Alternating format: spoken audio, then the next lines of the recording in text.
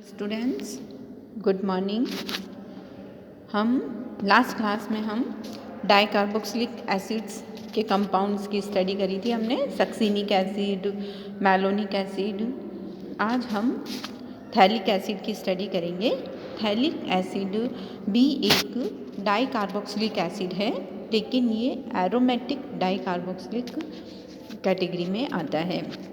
इसमें इसके दोनों कार्बोक्सिलिक ग्रुप की पोजीशन के अकॉर्डिंग इनके नाम दिए गए हैं। जैसे अगर दोनों कार्बोक्सिलिक ग्रुप 1-2 पोजीशन पर है तो उसे हम थैलिक एसिड कहते हैं। अगर दोनों कार्बोक्सिलिक ग्रुप 1-3 पोजीशन पर है तो उसे हम आइसोथैलिक एसिड कहते हैं, और अगर 1-4 पोजीशन पर है तो इसे टेरिथैलिक एसिड कहते हैं। इसकी मेथड ऑफ प्रिपरेशन देखते हैं हम। थैलिक एसिड को सबसे पहले लॉरेंट ने बनाया था। उन्होंने नेफ्थलीन के ऑक्सीडेशन से इसको बनाया था, थैलिक एसिड को। इसमें हम नेफ्थलीन का ऑक्सीडेशन कराते हैं V2O5 के साथ 400 से 500 डिग्री सेंटीग्रेड पर, तो थैलिक एसिड का फॉर्मेशन हो जाता है। नेफ्थलीन की एक रिंग ऑक्सीडाइज्ड हो जाती है और कार्बोक्सिलिक ग्रुप में कन्वर्ट हो जाती है। फिर इस थैलिक एसिड को हम हीट करते हैं तो इसमें से वाटर का लॉस हो जाता है और थैलिक एनहाइड्राइड बनता है। इस थैलिक एनहाइड्राइड की हम NaOH के साथ अभिक्रिया कराते हैं तो सोडियम थैलेट का फॉर्मेशन होता है। उसका हाइड्रोलाइसिस करा देते हैं तो थैलिक एसिड बन जाता है। अब जो थैलिक एसिड बनता है इसमें किसी भी प्रकार की कोई अशुद्धि नहीं होती है, तो इस तरह से हम नेफ्थलीन से थैलिक एसिड का फॉर्मेशन कर सकते हैं। नेक्स्ट हमारा मेथड है ऑर्थोजाइलिन के ऑक्सीडेशन से। ऑर्थोजाइलिन का हम तनु नाइट्रिक एसिड, डाइल्यूट HNO3 या KMNO4 या V2O5 कैटेलिस्ट की प्रेजेंस में ऑक्सीडेशन कराते हैं तो इसमें थैलिक एसिड का फॉर्मेशन होता है। थैलिक एसिड एक कलरलेस क्रिस्टलाइन सॉलिड होता है और ये वाटर में इनसॉल्युबल होता है, बट हॉट वाटर में ये सॉल्युबल होता है। इनकी केमिकल प्रॉपर्टीज़ देखते हैं। वैसे तो थैलिक एसिड कार्बोक्सिलिक अम्ल की जो भी जनरल रिएक्शंस होती है वो सारी रिएक्शंस ये शो करता है, बस इसमें एरोमेटिक रिंग प्रेजेंट होने की वजह से ये बेंजीन रिंग की एक्स्ट्रा न्यूक्लियर रिएक्शंस देता है। इसकी फर्स्ट रिएक्शन हम देखते हैं, salt formation. Phthalic acid base के साथ रिएक्ट करके सॉल्ट का फॉर्मेशन करता है। थैलिक एसिड की अगर हम 1 मोल ऑफ NaOH के साथ रिएक्शन कराते हैं तो मोनोसोडियम थैलेट बनता है। अगर हम एक और मॉलिक्यूल के साथ रिएक्शन कराते हैं तो उसमें डाई सोडियम थैलेट का फॉर्मेशन होता है। एस्टर बनाना, थैलिक एसिड की हम अल्कोहल के साथ H2SO4 की प्रेजेंस में रिएक्शन कराते हैं तो इसमें से वाटर का लॉस हो जाता है और एस्टर का फॉर्मेशन होता है। अगर हम अल्कोहल के 2 मॉलिक्यूल लेते हैं तो उसमें डाई इथाइल थैलेट का फॉर्मेशन होता है। नेक्स्ट हम थैलिक एसिड की रिएक्शन फॉस्फोरस पेंटाक्लोराइड से कराते हैं। PCl5 के साथ इसकी अभिक्रिया कराते हैं तो इसमें थेलोइल क्लोराइड का फॉर्मेशन होता है और PuCl3 इसमें बाहर निकल जाता है। नेक्स्ट थैलिक एसिड की हम गरम करते हैं तो इसको इसके मेल्टिंग पॉइंट तक गरम करने पर थैलिक एसिड थैलिक एनहाइड्राइड में कन्वर्ट हो जाता है, जैसा कि हम इस अभिक्रिया में देख रहे हैं। इसमें से वाटर का लॉस हो जाएगा और थैलिक एनहाइड्राइड इसमें बन जाता है। फिर हम थैलिक एसिड की अमोनिया के साथ अभिक्रिया कराते हैं तो अमोनिया के साथ अभिक्रिया कराने पर इसमें से वाटर का लॉस हो जाता है और थैलेमाइड का फॉर्मेशन होता है। नेक्स्ट हम इसकी अभिक्रिया कराते हैं डीकार्बोक्सिलेशन के थैलिक एसिड की सोडा लाइम के साथ अभिक्रिया कराते हैं। सोडा लाइम का फॉर्मूला होता है NaOH + CaO। सोडा लाइम के साथ हम इसकी अभिक्रिया कराते हैं तो इसमें से CO2 गैस लिबरेट हो जाती है और बेंजीन का फॉर्मेशन होता है। नेक्स्ट इसकी अभिक्रिया हम कराते हैं रिडक्शन अपचयन अभिक्रिया।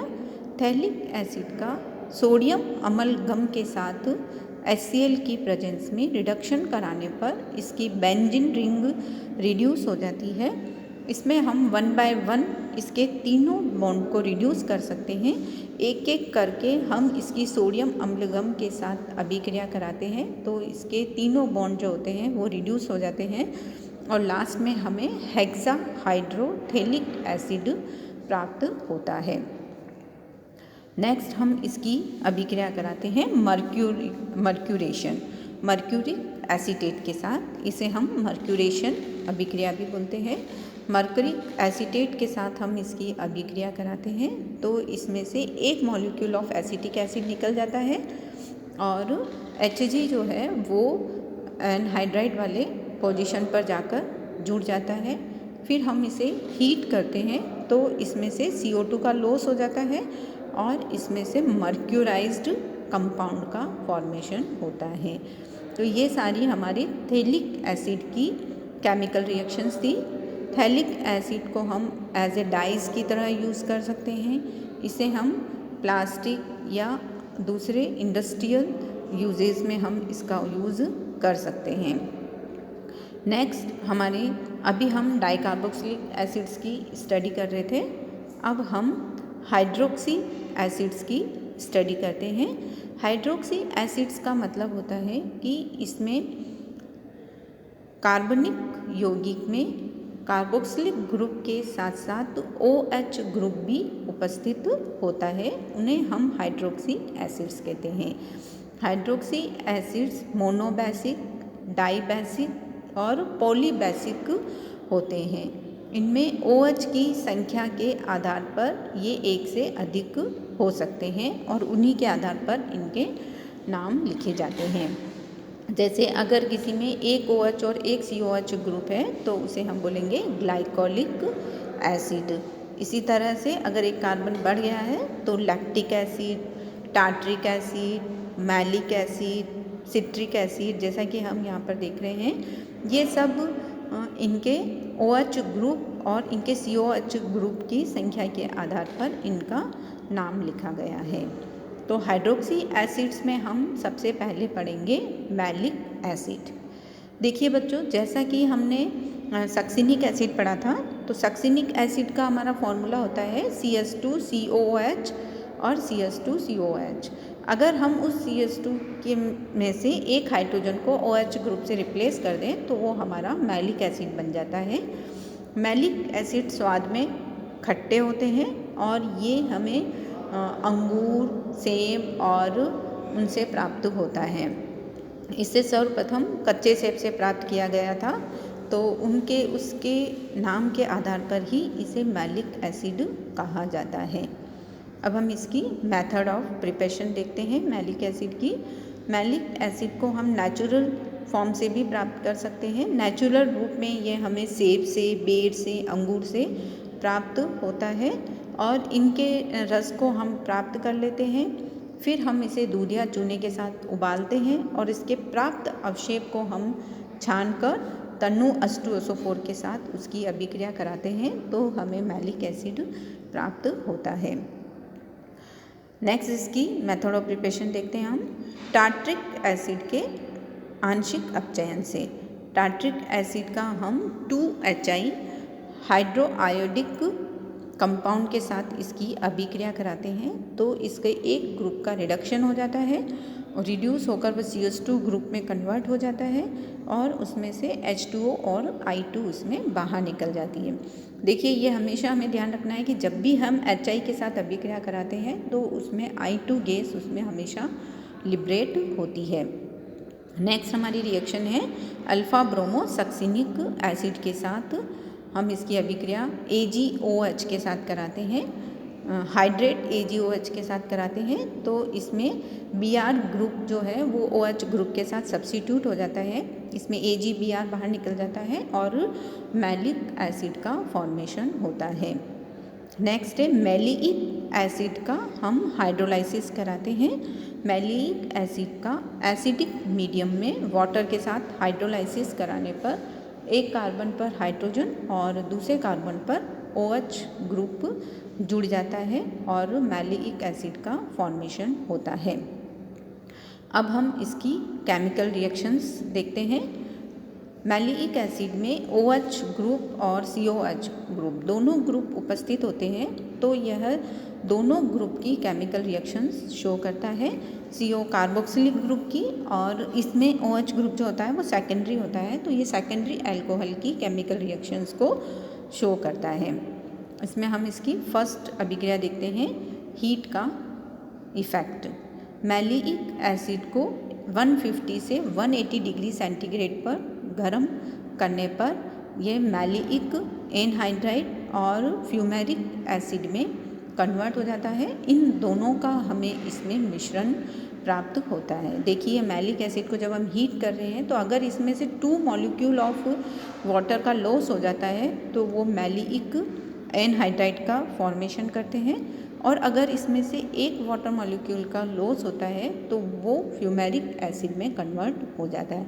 तो इसमें हमें दोनों कंपाउंड का मिश्रण प्राप्त होता है। नेक्स्ट हम इसकी अभिक्रिया कराते हैं, रिडक्शन अभिक्रिया। HI के साथ हम इसका रिडक्शन कराते हैं तो इसमें से सक्सिनिक एसिड बन जाता है और वाटर मॉलिक्यूल निकल जाता है और I2 गैस इसमें बाहर निकल जाती है। नेक्स्ट हम इसकी अभिक्रिया कराते हैं, ऑक्सीडेशन रिएक्शन।